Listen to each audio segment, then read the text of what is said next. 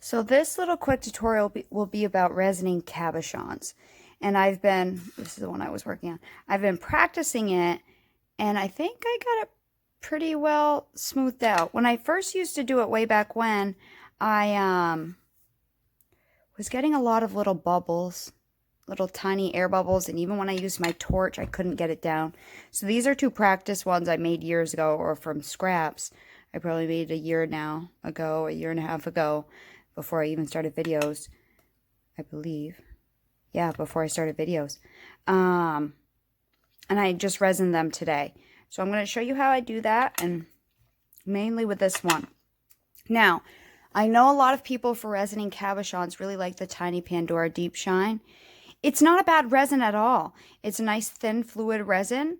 I have her light as well, and it comes with a nice fine brush. When you get the light, you get this and a beautiful brush. But it is the strongest smelling one I have used. It smells like a nail salon.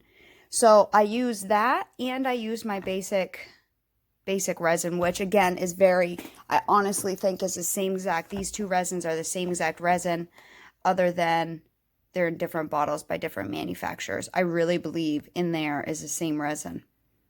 So I have two resining videos. Check out my updated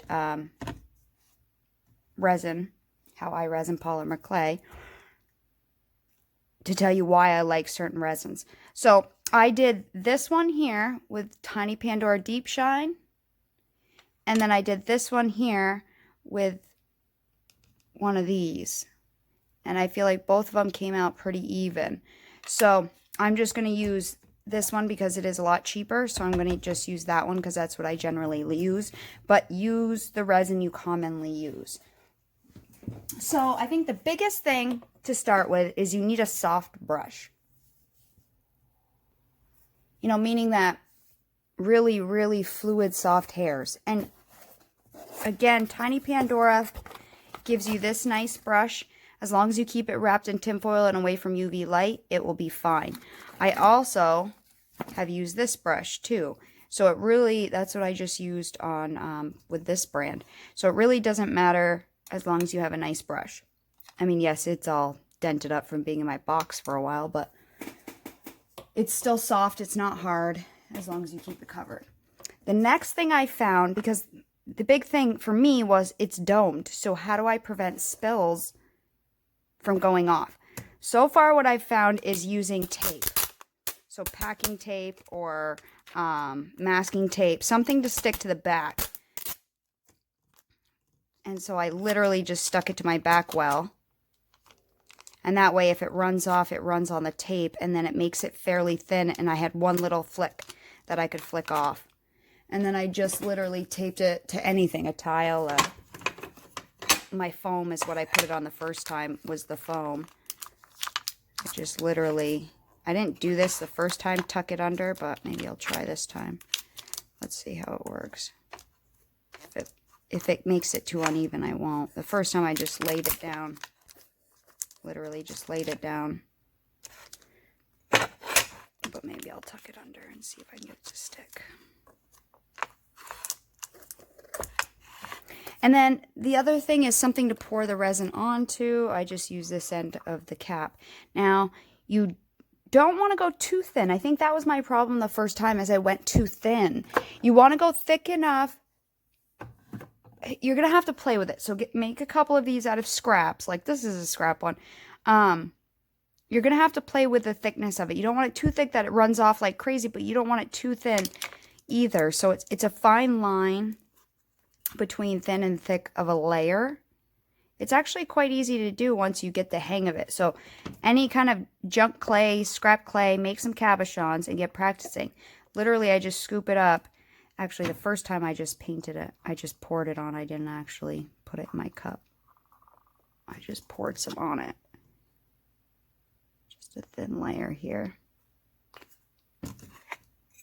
And then just began spreading it around with my brush. Getting the sides,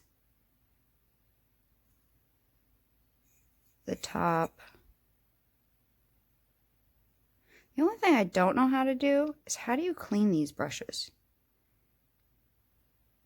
The only thing I could think of is acetone. Like if I want to use a tiny Pandora one, but with a different brand of resin, it has tiny Pandora resin all over it. I wonder if I can get the resin off by using acetone. The hard thing is seeing if you got it completely covered or not. That's, I think, the most challenging part is seeing these sides. But you can do more than one coat. You just, when you're touching up your resin, whether it's with doming, whether you're trying to dome a flat piece, or you're doing this, you need to cover the whole piece again. Just adding a tiny bit more. So you need to cover your whole piece. You can't just do one spot because you'll see it.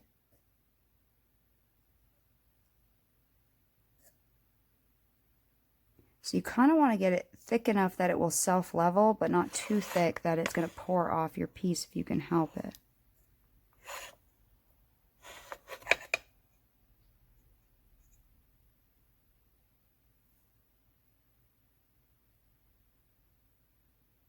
And then I'm not really using my torch. I'm just trying to brush out any bubbles I see.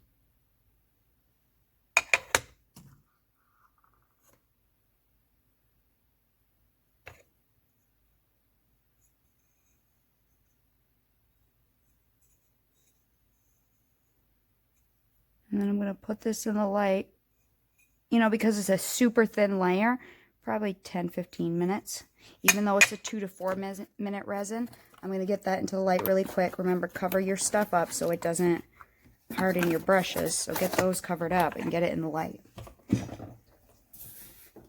Usually this resin, even though it's a 2 to 4 minute resin, I generally cure for 30 minutes. But also when I'm doming, I use a thicker layer. So I'll probably do about 20 minutes just to be sure. I don't want to take it out, touch it, get a fingerprint, and then have to redo it so I prefer to leave it in longer.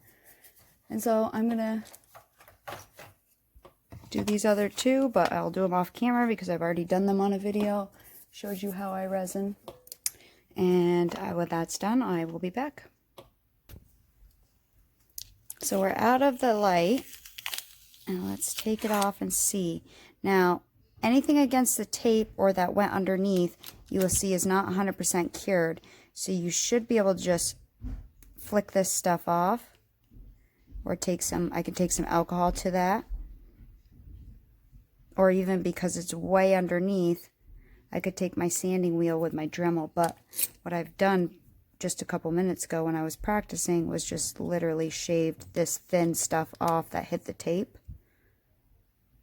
A little bit there.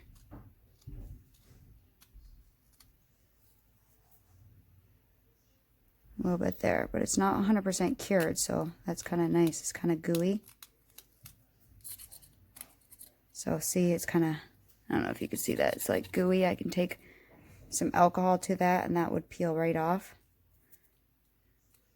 Anything that's a little rough, I can just, but it's way on the back side. So that tape, I think, does help quite a bit in using the tape to help keep it from flowing underneath.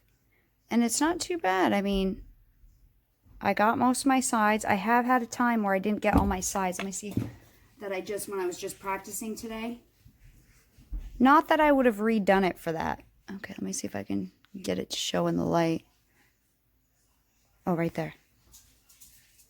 Can you see where the resin stopped? Like right there. I don't think I would have redone that for that because I would have hung it up here. And I don't think anybody would really notice that. If I was selling it, I would. But if just for my personal wear, I don't think I would redo it for that. So this is now resined and there's not too many bubbles. It's fairly smooth. So now I can put a ring on this and do it. This one I embedded one of those eye pins in a long time ago when I was playing around with something this thick and how to do it. I just embedded an eye pin in with some liquid clay, put some on it, and then jammed it in when it was raw. And I believe I put a little liquid clay with a needle tool right over the top there. this has been sitting in a bucket for a while. And I've always wanted to wear it, but as another video I'm going to post this week shows, that when I misted a cabochon that I didn't resin with perfume, it took my shine off. So now I can wear this one now that I've practiced. I knew I could do resin on cabochons, but I just didn't. The 1 or 2 times I did it, it did not work out well for me. It just did not look good. It wasn't fully even. It had little bubbles everywhere. I just wasn't using enough resin. I was being a little skimpy. And I thought a thin coat because it would run off, but I was doing too thin. You know, it was too thin. So now I've kind of figured out that you kind of have to be less than you would do to make a dome and more than you would do than you would think you would need on a thin coat.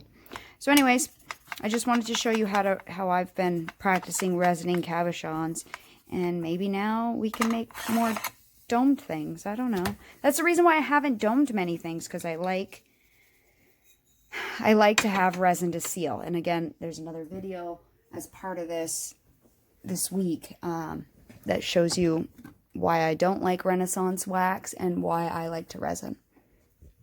So there it is, all done. That tape really helps with any that may run off.